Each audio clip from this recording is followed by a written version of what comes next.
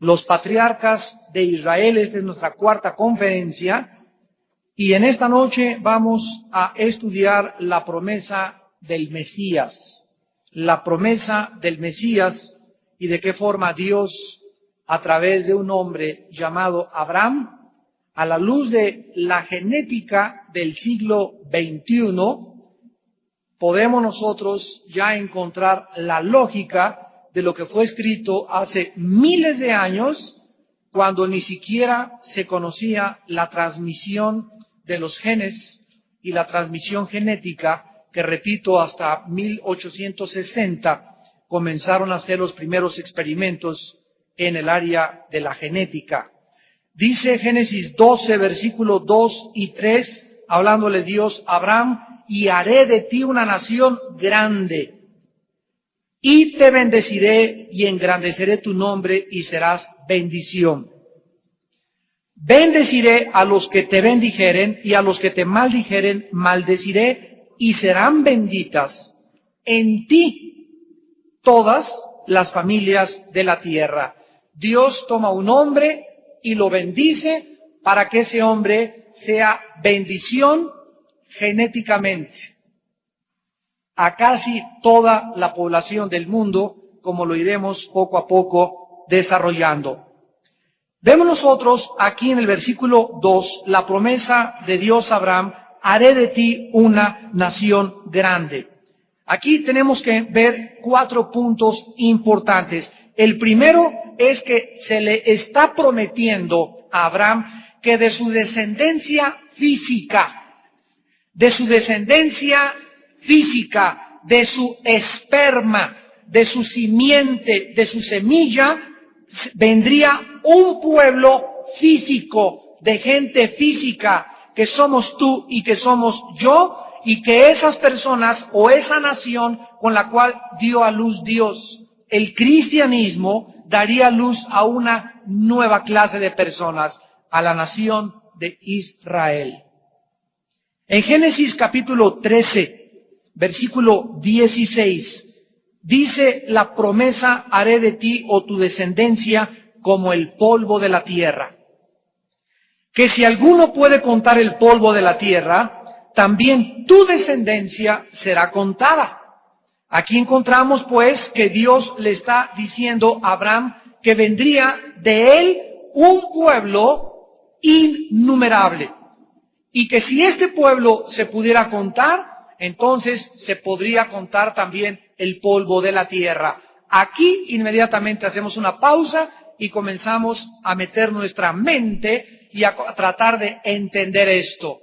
Esto es imposible que se haya cumplido con el pueblo judío, físicamente y étnicamente hablando, porque actualmente no hay más de 8 millones de judíos en el mundo, reconocidos. En Israel hay como 5 o 6 millones, creo que hay más judíos en Brooklyn, Nueva York, que en el mismo país o en la misma tierra de Israel. Entonces es obvio, es lógico que en segundo lugar tendría esta promesa que ser una doble referencia. Se llaman profecías de doble referencia. O sea, al mismo tiempo que Dios le decía a Abraham que de su simiente, de su esperma, genéticamente iba a ir ahí la transmisión, el código genético hereditario que iba a transmitir a su hijo, sus hijos, sus bisnietos, etcétera, etcétera, también Dios estaba hablando de un pueblo espiritual que somos tú y que somos yo. Porque al decirle Dios a Abraham que sería innumerable, que no se podría contar, aquí estamos viendo que rebasa, ¿verdad?, la profecía al pueblo físico de la nación de Israel. Dios estaba hablando también de un pueblo espiritual. Vamos a comprobar esta verdad en el libro de los Gálatas, en el Nuevo Testamento, capítulo 3. Dice Gálatas capítulo 3, versículos del 7 al 9, sabed por tanto que los que son de fe son hijos de Abraham. Tú y yo, como lo hemos visto en las clases anteriores, de una forma física, no somos judíos. Yo no tengo madre judía, no tengo padre judío, ni tú ni yo. La mayor parte de nosotros no descendemos físicamente de Israel. ni siquiera tenemos algo relacionado con Abraham.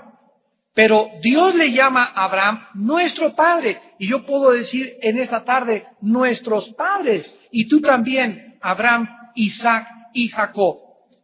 Porque Dios muestra que la promesa también estaba involucrada espiritualmente. Los que son de fe, estos son hijos de Abraham. Y la Escritura, pongan atención, versículo 8, previendo que Dios había de justificar por la fe a los gentiles, o sea, Dios desde el tiempo de Abraham sabía que vendría otro pueblo que no eran los judíos y que sería su pueblo de él. Y previendo esto, o anticipando Dios y advirtiéndonos y avisándonos a nosotros para que entendiésemos estas profecías, dio de antemano la buena nueva a Abraham. Aquí en el griego es, dio de antemano el evangelio a Abraham. Dio de antemano a Abraham el evangelio. Dios le predicó a Abraham el evangelio antes que a nosotros, diciendo, en ti serán benditas todas las naciones.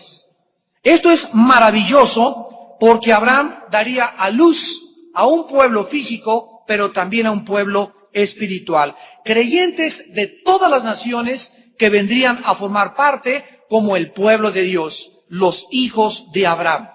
Dice el versículo 14 del mismo capítulo, para que en Cristo Jesús la bendición de Abraham, la que estamos estudiando, y ahora ya tiene sentido porque es importante estudiar a este patriarca, la bendición de Abraham alcanzase a los gentiles que somos nosotros, a fin de que por la fe recibiésemos la promesa del Espíritu.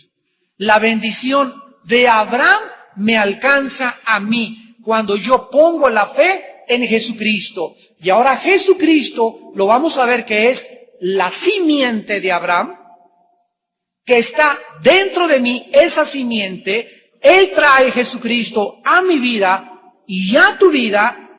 Y es maravilloso y le doy gracias a Dios que ustedes tengan hambre del Señor, que tengan hambre por conocer, que tengan hambre de sus raíces, de nuestra identidad, que entendamos claramente las promesas de Dios a nuestra vida. Ahora vemos también en tercer lugar que este cumplimiento, en tercer lugar, tenía que ser milagroso. Vamos por orden. En tercer lugar, tenía que ser milagroso. Abraham y Sara, cuando recibió la promesa de Dios, ¿van a ser padres? Bueno, pues, ok, Señor, gracias, porque todo el mundo quiere ser padre. Las mujeres están diseñadas por Dios desde que nacen hasta que mueren. Todo su cuerpo, la mujer está diseñada para que sea madre. Pero sin embargo, pasó el tiempo y llegaron a los 100 años de edad, Abraham principalmente, y no nacía el hijo de la promesa. Además de eso, Sara era estéril. Física, biológicamente, no podía tener hijos. ¿Cómo podría entonces ellos ser los progenitores, los padres de una grande nación, si físicamente había una imposibilidad? Esto me emociona porque este es el Dios de la Biblia. En otras palabras, Dios, al darle a Abraham esta promesa, le estaba diciendo a Abraham, Abraham, recuerda toda tu vida que físicamente nunca podrás ver mis promesas. Mis promesas son espirituales y solo yo las puedo cumplir. Como lo vamos a ver más adelante en Hebreos 6:12.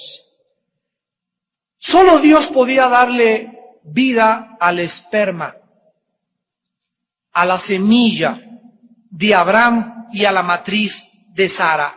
Abraham solo tenía que creer. Abraham solo tenía que creer, porque al que cree, todo le es posible. Veamos esto en Romanos capítulo 4. Aquí el Espíritu Santo nos delinea detalladamente el proceso que se llevó a cabo en el corazón de Abraham, cuando Abraham se enfrentó con que solo Dios podía cumplir lo que le había prometido. Dice en Romanos 4, versículo 17 al 22. Como está escrito, te he puesto por padre de muchas gentes, delante de Dios a quien creyó. Hermanos, lo que voy a leer a continuación describe el más grande poder de Dios y describe quién es Dios. El Dios de la Biblia, en primer lugar, es el Dios que le da vida a los muertos. Es el único ser en el universo a quien se le puede atribuir el origen de la vida física, la vida biológica, la vida espiritual. Él es el originador de la vida. Y el Dios del universo puede hacer que un muerto descompuesto, hediendo después de 3 o 4 días, cuando la sangre se le está coagulando, cuando el órgano cerebral y el corazón y todo deje de funcionar, ese Dios puede hacer que ese muerto vuelva a vivir. Si Dios puede hacer que un cuerpo descomponiéndose se vuelva a parar, díganme ustedes, ¿qué es imposible para ese Dios? ¿Convertir a tu hija? ¿Convertir a tu hijo? ¿Traerte un marido? ¿Traerte una esposa? ¿Habrá algo imposible para Dios? Y en segundo lugar, es el Dios que llama las cosas que no son como si fuesen. A ver, vamos a tratar de meter esto a nuestra mente y de asimilarlo. Y mi incredulidad detendrá y estorbará la mano de Dios para que Dios no pueda cumplir sus promesas en mí. Dios me dice, tú solo cree, no hagas nada, pero mi incredulidad, mi falta de confianza realmente en ese Dios que abrió sus manos en la cruz y pagó por mis pecados, es lo único que puede detener que Dios obre en mi vida. Entonces vamos a caminar todos los días despertándonos como cristianos y entender que diario debemos esperar un milagro. Diario tienen que suceder milagros en nuestra vida. Desgraciadamente nosotros los hemos confinado los milagros a ver a un paralítico caminar o a un cáncer ser sanado. Sin embargo, no estoy hablando de esa clase de milagros. Estoy hablando de cosas que te suceden en tu vida, que cambian el rumbo de tu vida, que cambian tu destino, que cambian tus circunstancias, porque tú sabes, y solo tú sabes, que solo Dios lo pudo haber hecho. A esa clase de milagros me estoy refiriendo. Y tenemos que caminar en la vida llamando las cosas que no son como si fuesen. Ay, hermano, mi hijo está muy mal, mi hija está muy mal. La situación que estás viendo y percibiendo por tus 5 sentidos. Pero si comienzas a pensar y actuar como actúa Dios y como piensa Dios, vas a decir, aunque mi hija es una prostituta ahorita, aunque a mi hijo le dicen el Borras de Santa Julia, y aunque sea un marihuano y hasta está en el narcotráfico, yo le digo a Dios y te doy las gracias. Tenemos que actuar en el Espíritu. Y no llamar, ya no hay trabajo, ya se cayeron los CETES, el petróleo bajó, el dólar está subiendo, y comienzas a actuar influido por las circunstancias externas, físicas, que percibes empíricamente por tus 5 sentidos. Y en lugar de olvidarte de todas las noticias y Wall Street y la bolsa de valores, y regresar a la palabra y cerrar los ojos y los oídos más que a lo que dice Dios, Dios es mi pastor, nada me faltará, en lugares de delicados pastos me hará descansar, joven fui y envejecido, y no he visto justo desamparado nuestra descendencia que diga pan, echando mi ansiedad sobre él porque él tiene cuidado de nosotros, él guardará en completa paz mis pensamientos, mientras yo no viva y me aferre a estas promesas y me desconecte del mundo externo, no puede mi fe fortalecerse. Ahora dice el versículo 18, el proceso de la fe de Abraham. Él creyó en esperanza contra esperanza. O sea, por un lado Dios le da esperanza y le dice, vas a ser padre. Y por otro lado, Dios, el que le da esa esperanza, le mata esa esperanza, haciendo estéril a su esposa y dejando que él llegue a una edad biológica en la que era imposible, ni con trasplante, ser papá. Dios mismo, muchas veces, síganme con mucha atención, nos da una esperanza y vemos que a veces se agrava la situación. Y parecería que ya mi hija no va a ser salvada. Parecería que ya no hay solución para mi hijo. Parecería que ya para mi matrimonio no hay solución. Parecería que ya no hay solución para aquello. De repente Dios mismo permite que se nos cierre todo. Para que en ese momento, perdamos toda confianza en el compadre, en los dólares, en la política, en mi compadre el gobernador, en mi salud, en lo que tengo. Dios nos lleva a situaciones donde nos rodea y no hay absolutamente salida humana.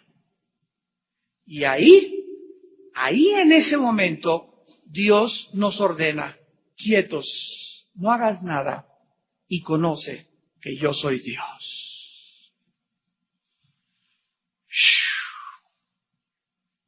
Ahí Dios se manifiesta. Las necesidades del ser humano son la oportunidad de Dios. Apunta a eso. Las necesidades del ser humano son la oportunidad de Dios. Dios no puede manifestarse a una persona que cree que no necesita nada. Dios no puede manifestarse a una persona autosuficiente, orgullosa y soberbia. ¿Por qué? Porque esa persona, por su situación, cree que no necesita a Dios. Dios se manifiesta en nuestras necesidades. Cada necesidad, dice Santiago 1, hermanos, tener por sumo gozo cuando os halléis en diversas pruebas. Gózate y alégrate cuando tengas muchas tribulaciones y problemas. ¿Por qué? Porque ahí es donde, en esta prueba, y con mi familia, y con mi hijo, y en mi matrimonio, y en mi trabajo, ahí voy a ver un milagro. Si tú sigues creyendo. Él creyó en esperanza contra esperanza para ser padre de muchas gentes conforme a lo que se le había dicho, así será tu descendencia. Y no se debilitó en la fe al considerar su cuerpo que estaba ya como muerto, siendo casi de 100 años, o la esterilidad de la matriz de Sara. Cuando Abraham se vio en el espejo y fue al ginecólogo, y en el Seguro Social le hicieron exámenes y le dijeron, Abrahamcito, ¿te pasaste? Estás delirando, ¿cómo puedes ser padre? Y cuando el ginecólogo examinó a Sara y vio que era una imposibilidad que ella tuviera hijos, en ese momento los dos se hubieran derrumbado. Cuando tú ves a tu hijo en la cárcel o a tu hija en la cárcel o tu problema desmoronándose y que no haya salida y te desmoronas, es porque en ese momento las circunstancias que tú estás viendo con tus ojos están influyendo para que te caigas. Pero si en ese momento, en lugar de debilitarte y de desmoronarte, te creces al castigo y recuerdas que Dios te ha prometido y que mientras tu hijo tenga vida y tu hija tenga vida, y mientras tu esposa tenga vida y tu esposo tenga vida, y mientras tengas vida hay esperanza, entonces comenzarás a vivir por fe. No se debilitó en la fe. La fe se puede debilitar cuando vemos las circunstancias en contra de nosotros. Lo más precioso que tenemos en esta vida es nuestra fe. 1 Pedro 1, mucho más preciosa que el oro. Y nuestra fe tiene que ser probada. ¿Cómo es probada? Ante las circunstancias, ¿cómo vas a reaccionar? A ver, ahorita que perdiste el trabajo, ¿cómo vas a reaccionar? A ver si sigues alabando a Dios. A ver, ya se fue tu novio. A ver, ¿es cierto que lo amas con todo tu corazón a Dios? O, ¿y por qué me lo quitaste? A ver, ¿cómo vas a reaccionar ahorita? Ahorita ante esa enfermedad, a ver cómo vas a reaccionar. Y cada circunstancia que atravesamos manifiesta cuán fuerte está nuestra fe. Dice en tercer lugar, dice versículo 20, tampoco dudó por incredulidad de la promesa de Dios, sino que, véanlo aquí, se fortaleció en fe dando gloria a Dios. Porque, repito, las circunstancias obran para que nuestra fe se debilite. Y si tu fe se debilita, el segundo paso es el desánimo. El desánimo. Y un cristiano desanimado es un cristiano derrotado. No podemos darnos el lujo de desanimarnos. Tenemos que, con lluvia o sin lluvia, gloria a Dios. Con enfermedad o con salud, gloria a Dios. Con dinero o sin dinero, gloria a Dios. En todo estoy enseñado para vivir sin dinero y para tener en abundancia. Todo lo podremos en Cristo que nos fortalece. Y dice el versículo 21, la razón principal, plenamente convencido. ¿De qué? De que también era poderoso para hacer lo que se le había prometido. Cuando Dios le da a Isaac, y Abraham tiene a Isaac, lo vamos a ver en el capítulo 22 del Génesis, llega el tiempo en que Isaac todavía no se casa. Y le dice Dios, dame tu hijo. ¿Qué? ¿Oí bien? Sí, dame a tu hijo. Y cuando Abraham no chista y enalbarda el asno y se va con sus siervos al monte Moriah y coloca a su hijo ahí en el altar y descarga el cuchillo y un ángel le detiene la mano y le dice, ahora veo que temes a Dios, Yahweh Jireh, Dios proveerá ahora. En ese momento, Abraham llega a la culminación a donde todo cristiano tiene que llegar. Dios no quería que él sacrificara a su hijo. Entiendan bien esto, lo vamos a ver cuando lleguemos allá. Dios no le estaba pidiendo, pongan atención, que sacrificara a su hijo. Dios le estaba pidiendo a Abraham que él muriera a sus sentimientos y a sus emociones físicas.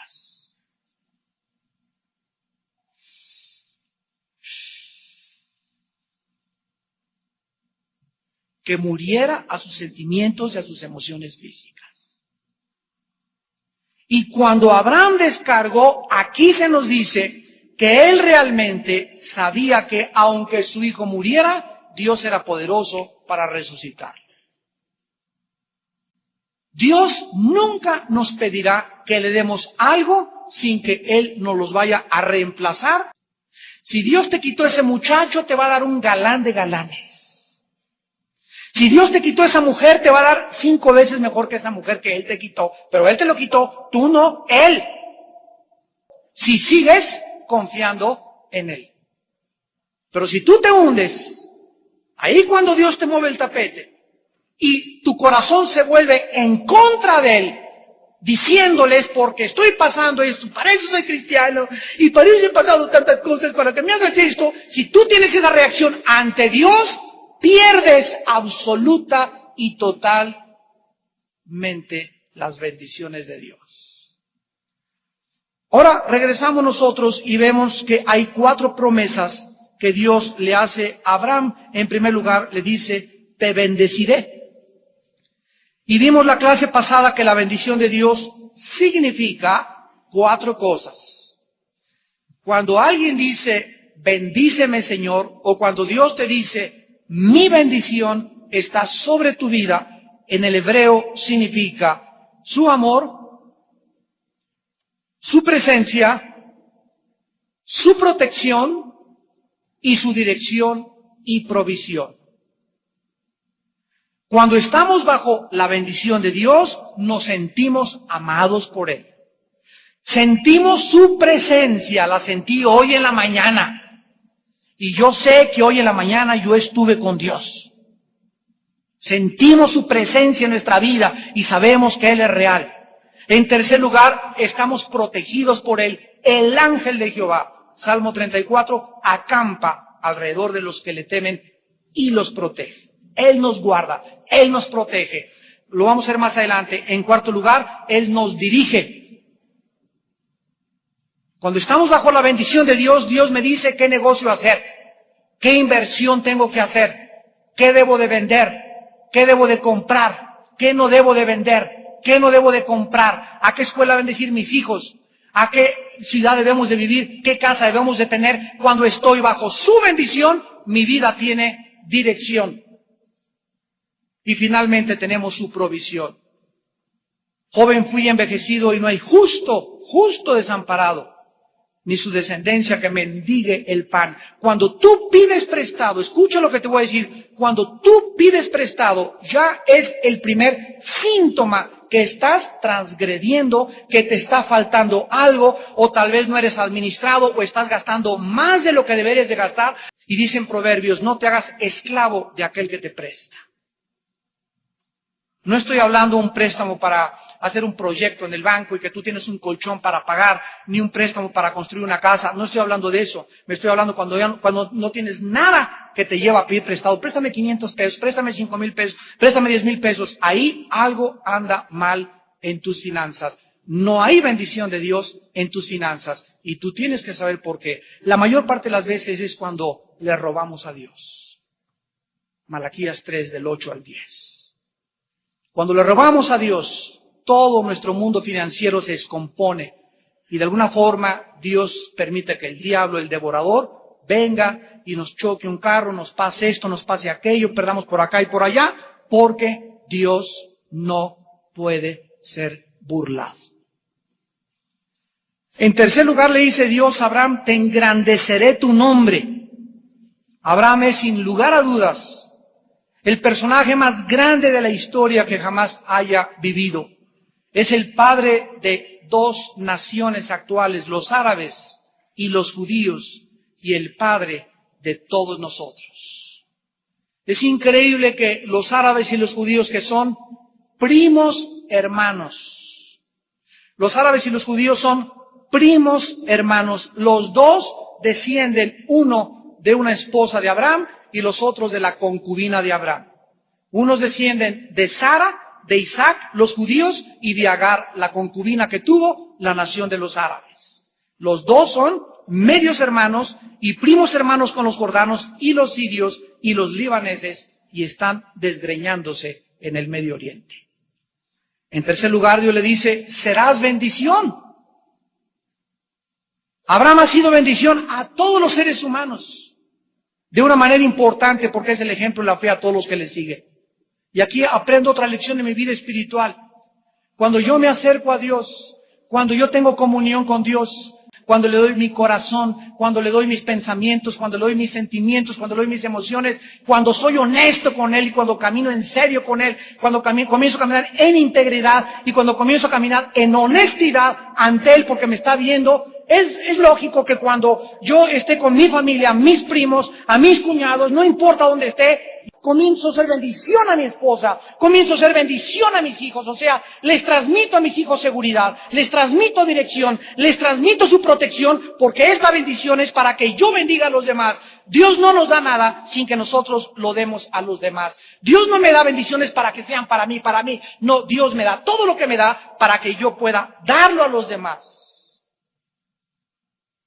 Esto es un principio espiritual sumamente importante en nuestra vida. Nada de lo que Dios nos da es para que lo guardemos, es para que lo compartamos, para que las personas a nuestro alrededor sean enriquecidas con eso. Pero una jarra vacía, ¿cómo puede llenar ningún vaso?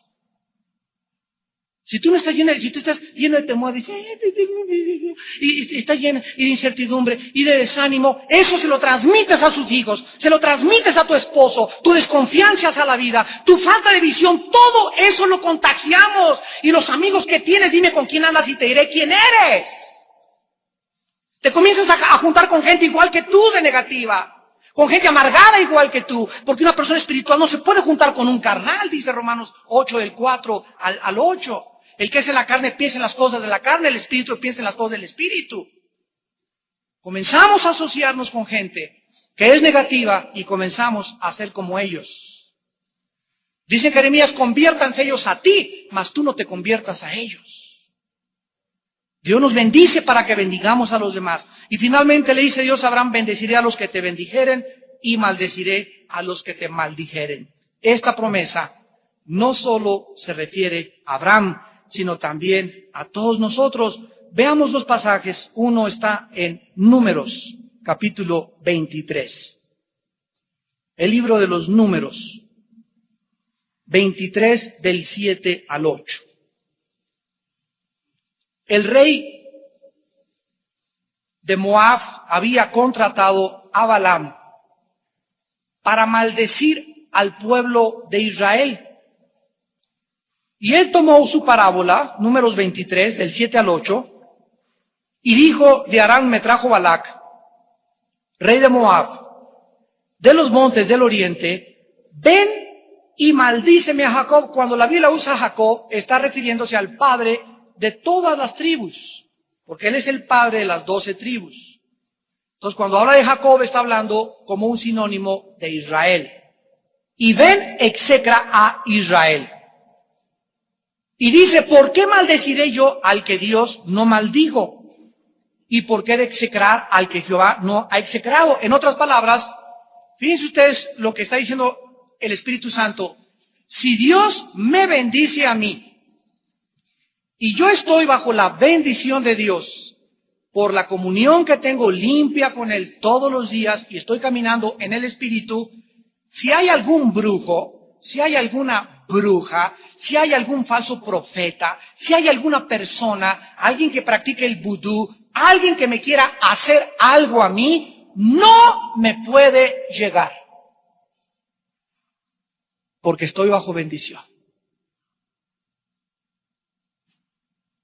Todas las cosas que el mundo nos quiera aventar, Jehová dice: yo soy tu escudo. El escudo es alguien que se pone delante de ti y que le llega a él antes que te llegue a ti. Eso es un escudo. Cuando Dios dice que es nuestro escudo, me está diciendo: todo lo que te lancen a ti antes me toca a mí.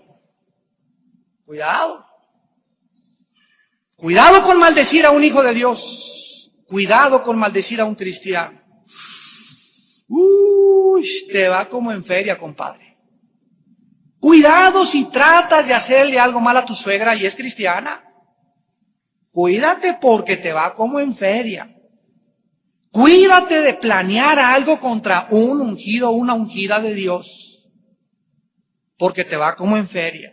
Porque estás ni más ni menos atentando contra el mismo Dios. Miren ahora el Salmo 37.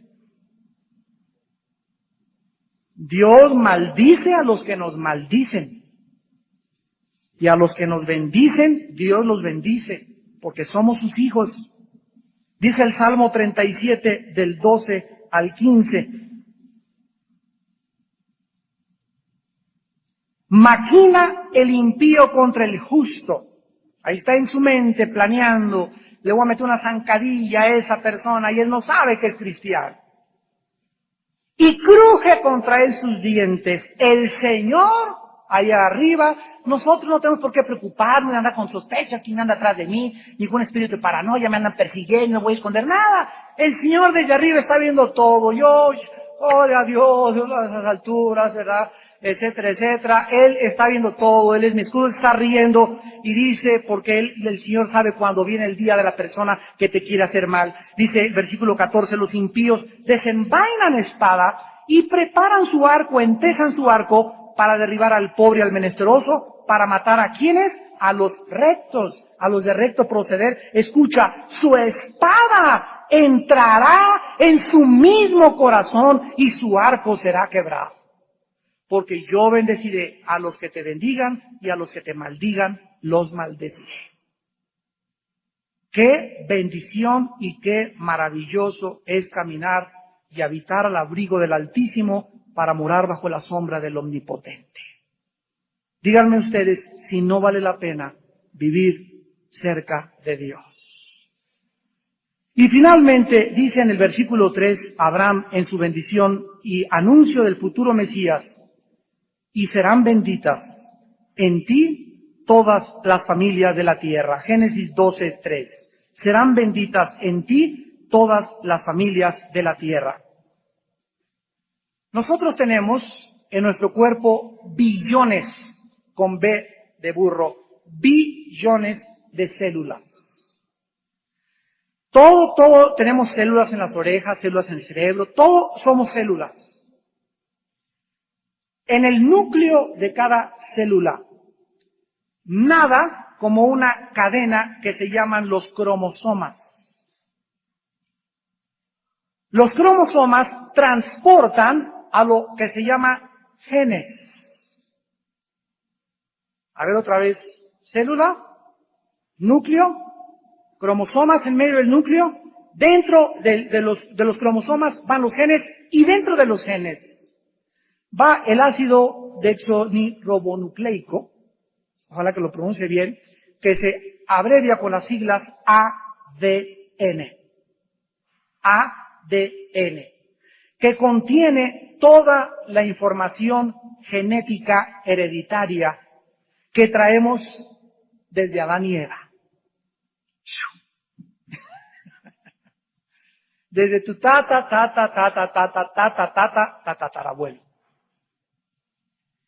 Es increíble que hasta 1860, un señor llamado Mendel, allá en Europa, hizo los primeros experimentos genéticos con chícharos y comenzó a descubrir la herencia o la transmisión precisamente genética de que, tal como la Biblia dice en Génesis 1, 10 y 11, conforme a su especie y a su género, así serán. Los perros, hay salchicha, doberman, policía, pero son caninos. Los felinos, hay gatos, tigres, leopardos, jaguares, pero son felinos. Los equinos, hay caballo percherón, caballo pony, caballo árabe, pero son equinos. Y cada cosa según su especie y su género. Y cuando el hombre trata de cruzar una especie con otra especie, como un caballo, con un burro, sale una mula, la cual es estéril y se convierte en algo híbrido, o sea, imposible de reproducirse porque está violando una ley de hace miles de años que dice que todo debe cruzarse conforme a su especie y su género. Cuando nosotros estamos hablando en el siglo XX acerca de la clonación humana, muchos de ustedes no han entendido qué significa. Miren ustedes, cuando Dios creó a Adán, dame sabiduría, Señor. Adán tenía dos tipos de cromosomas. Y Adán tenía 23 pares de cromosomas. En los millones de células que tenemos y que tenemos las cromosomas, tenemos 43 en todas las células. Tú tienes 43 cromosomas en tus células y yo también, menos en el esperma. En el esperma el hombre tiene 23 y la mujer tiene 43 cromosomas en todo su organismo, menos en sus óvulos. Cuando viene la fertilización y el esperma con las 23 cromosomas, es la única célula, el espermatozoide, que tiene 23 cromosomas, y el óvulo de la mujer es la única célula que tiene 23, se juntan las dos, dan lugar a un ser humano. En esta fertilización es donde comienza la vida, de acuerdo al Salmo 139. Mi embrión vieron tus ojos. Ustedes han oído hablar de los gemelos. Los gemelos son el resultado, ¿verdad?, que se juntan dos óvulos de un óvulo se parten y vienen dos mellizos, pero hay mellizos que se llaman fraternos, que no son gemelos. Los gemelos son idénticos casi en todo, en sus aspiraciones, en lo que buscan, pero los fraternos son como Caín y Abel. Génesis 4 dio luz a Caín y nació enseguida Abel. O sea, los dos nacieron igual que Jacob y Esaú, que venía uno agarrado de la mano del otro, del tobillo del otro, pero no eran gemelos fratellos, se llaman fraternos. Es una división celular diferente. Y cuando nosotros vemos que ahora el ser humano quiere tomar un esperma y sacar el óvulo de la mujer y ponerlo en una probeta e inyectarle al óvulo el esperma, se llama fertilizar in vitro. O hacer la fertilización que debe llevarse en el vientre de la madre en una probeta fuera de la matriz. O también lo que se llama inseminación artificial, tomar un esperma e inyectárselo en el útero de la mujer, en las trompas de falopio, donde se hace la fertilización, y hacer que la mujer, con un esperma ya sea de otra persona o de su esposo, pueda ella procrear en sus trompas de falopio o llevar a cabo la fertilización. ¿Saben ustedes lo que hizo Dios con la Virgen María? Fue una inseminación divina. Dios tomó un esperma, y solo Dios sabe qué tipo de esperma, y sin que José transmitiera su esperma a María, Dios le puso ese esperma en el útero, en las trompas de falopio, para que fertilizara a María, y el santo ser que nació se llamó Hijo de Dios. Acompáñame a Génesis 3:15. Estoy preparando ya un mensaje que se va a llamar La genética y Dios, y vamos a estudiar lo que es los clones y la clonación a la luz de la Biblia, para que ustedes sepan en primer lugar qué es, las implicaciones de carácter ético y moral que esto conlleva, y para que tengamos una respuesta ante un mundo que nos está preguntando, ¿se puede clonar? ¿Se puede hacer fertilizar in vitro? ¿Los homosexuales nacen así? ¿O sabes qué? ¿O son como Ricky Ricón? ¿O se puede hacer la eutanasia? ¿Se le puede a una persona desconectarla porque ya está muriendo? ¿Se puede una persona... ¿Cuáles son las cláusulas para el divorcio cristiano? ¿Sabes tú la respuesta a todas estas preguntas? ¿Sabrías como consejero qué decirle a una persona que se acerca a ti y te dice, somos estériles, podemos nosotros adoptar un niño o podemos mi esposa puede ser inseminada artificialmente? ¿Sabemos como cristianos qué responder? Miren ustedes en Génesis 3:15 algo que nos va a volar los sesos. Aquí encontramos la primera promesa del Mesías. Es la primera promesa del Mesías. Pondré enemistad entre ti y la mujer. Dios le está hablando a la serpiente. A ver otra vez. Dios le está hablando a la serpiente. No le está hablando a Eva.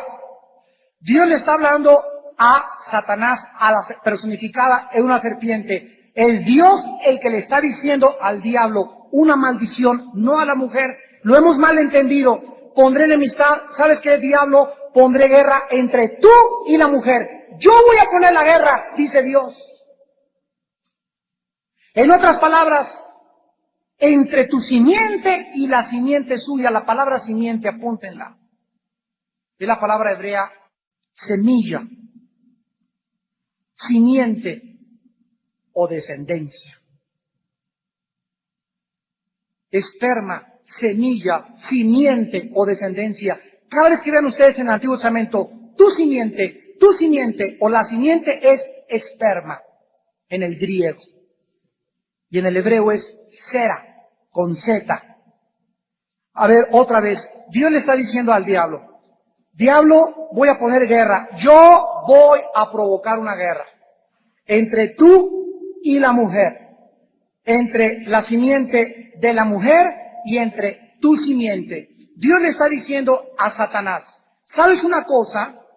Que una mujer te va a dar en toditita la torre. Es una profecía que una mujer es la que va a aportar una semilla que te va a aplastar y te va a dar en toda la cabeza. Y le habla de una semilla, un esperma. Y aquí está Dios hablándonos que genéticamente del esperma de Abraham, del esperma de Adán, que continuó por toda la línea genealógica hasta Jesucristo, lo vamos a ver a continuación. Jesucristo es la semilla, el esperma, la simiente prometida a Abraham y Adán. Pero hay algo que nos funde los fusibles. Le dice Dios a Satanás que él también tiene esperma.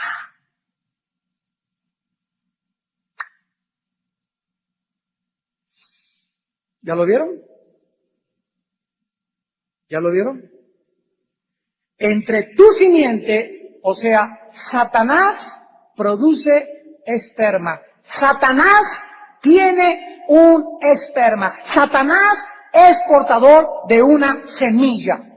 Y la mujer es portadora de otra semilla, de otro esperma. Entre estos dos espermas, entre estas dos simientes, habría una contención, una guerra continua. Vamos por orden. La mujer, la semilla de la mujer.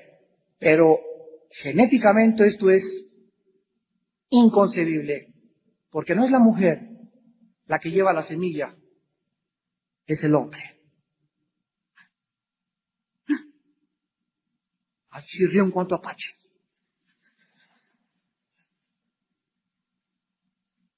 El hombre es el que trae el esperma, ¿verdad? No la mujer. La mujer recibe el esperma, la semilla. Viene la fecundación o la fertilización y comienza a crecer el ser humano. ¿Cómo es posible que Dios le diga que la semilla de la mujer? Aquí encontramos la explicación. Aquí Dios nos está velando espiritualmente lo que parece un misterio y revelándonos que ese esperma de esa mujer sería sobrenatural. Aquí nos habla del nacimiento virginal del Hijo de Dios. Si era la mujer la que llevaría la semilla, no sería de un hombre. Dios pondría esa semilla en el vientre de María. Y Jesucristo es esta simiente que hirió en la crucifixión a Satanás en la cabeza. Pero la semilla del diablo, el esperma del diablo, nace Caín. Y dice 1 de Juan capítulo 3, que a Caín se le llama el hijo del maligno. Juan le llama a Caín hijo del maligno. A Judas se le llama hijo de perdición. Juan 8:44, Cristo le llama a los fariseos hijos del diablo.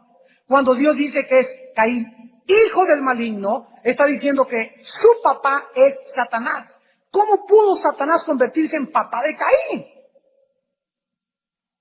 Y ahora que vemos nosotros la clonación,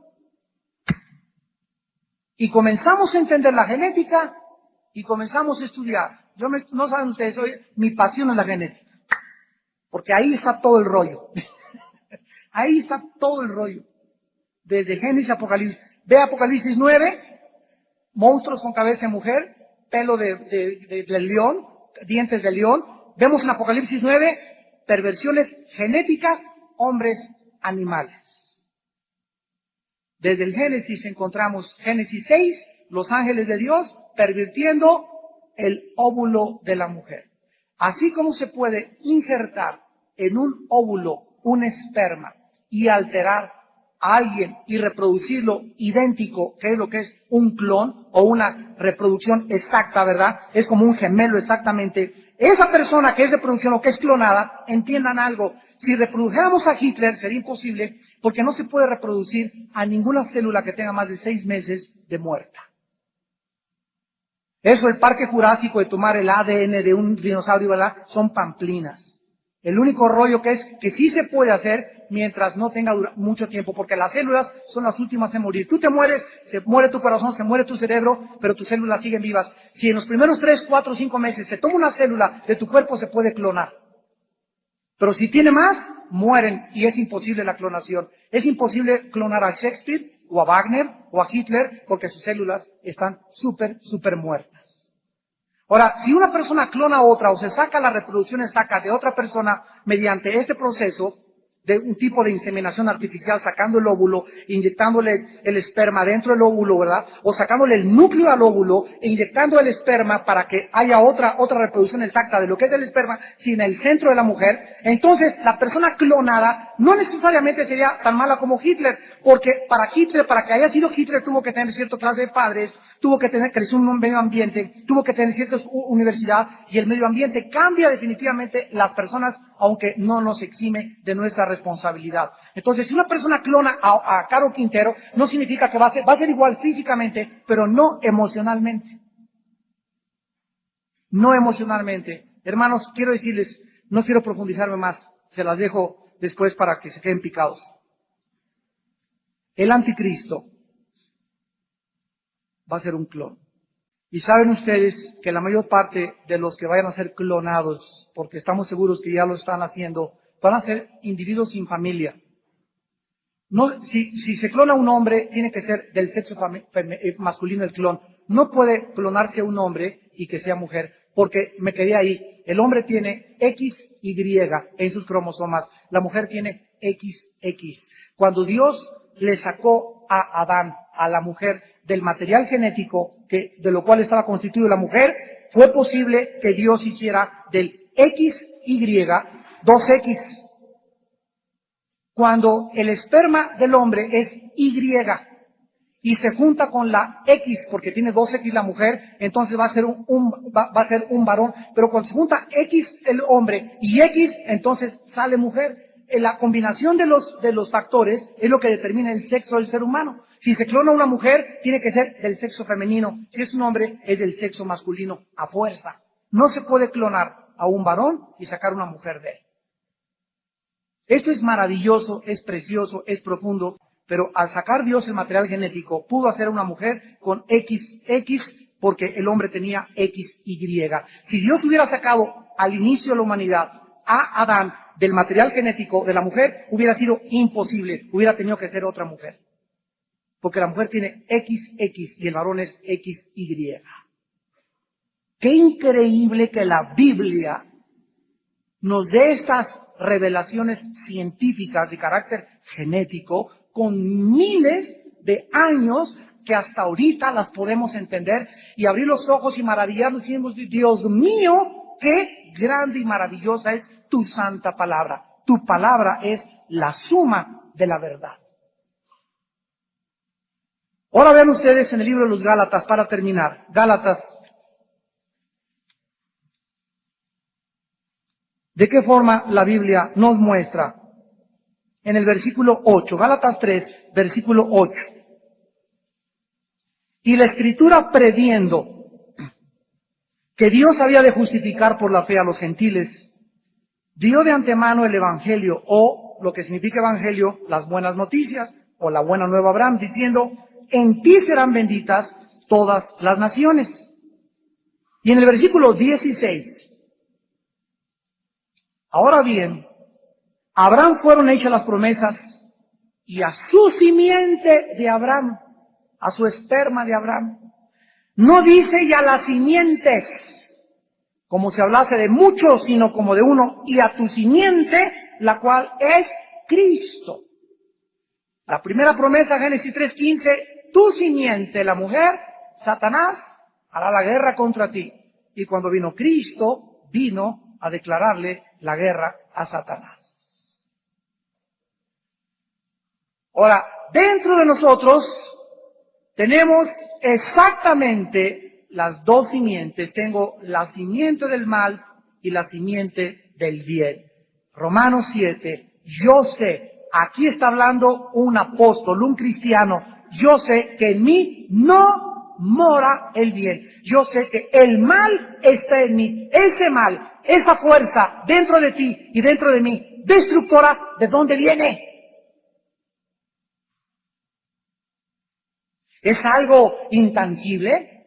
¿Es algo que no se puede, será un pedazo de átomo, será un pedazo de algo? Porque dice en Romanos 6, el pecado no reina en vosotros. Al pecado en la Biblia se le asocia como un rey, como alguien que tiene voluntad, como alguien que da órdenes y no obedezcan otra vez al pecado, como alguien a quien yo tengo que resistir. Y mi simiente de Dios tiene que hacer guerra contra esa simiente. Y hay dentro de mí una guerra tremenda. La carne se opone contra el espíritu, la simiente de Dios, para que yo no haga dentro de mí lo que yo quiera. La misma promesa que se le hizo a Eva, la misma promesa que se le hizo a Abraham, es la misma promesa que se nos hace a nosotros física y genéticamente y espiritualmente hablando.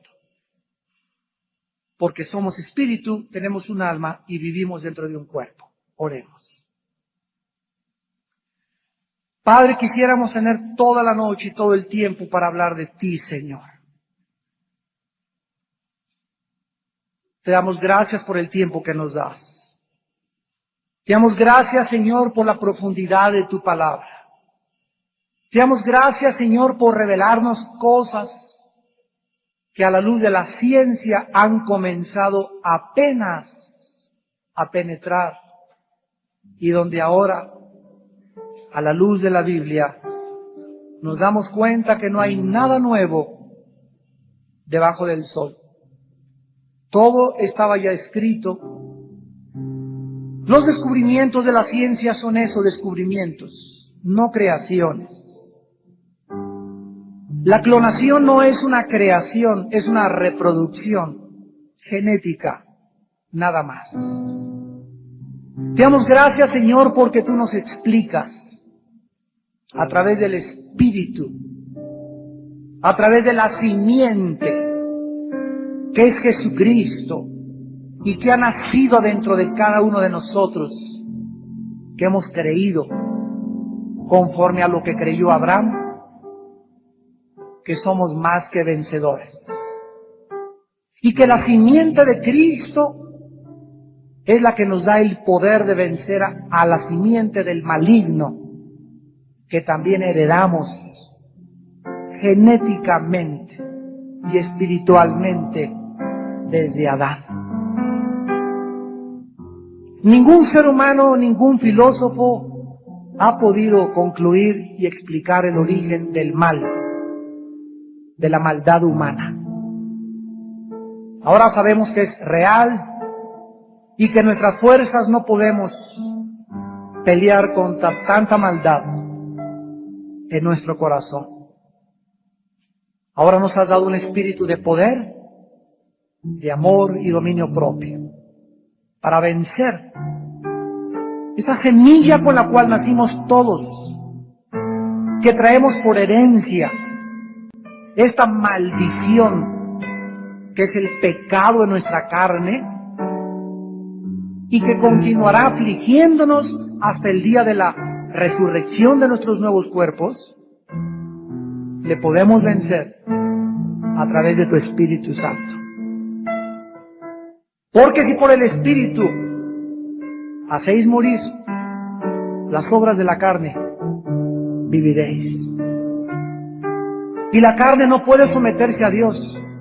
Este principio maligno no puede obedecer a Dios. No tiene la capacidad de hacerlo, ni puede tampoco, porque es de la carne. Por eso Jesús habló de que teníamos que nacer del Espíritu Santo. Te damos gracias, Jesús, por ser nuestro Salvador, por ser nuestro Dios, por darnos entendimiento, darnos luz y esperanza de todas las cosas a nuestro alrededor y de traer a nosotros la esperanza gloriosa de tu Hijo Jesucristo. Te alabamos y te bendecimos en esta noche, en su santo nombre. Amén.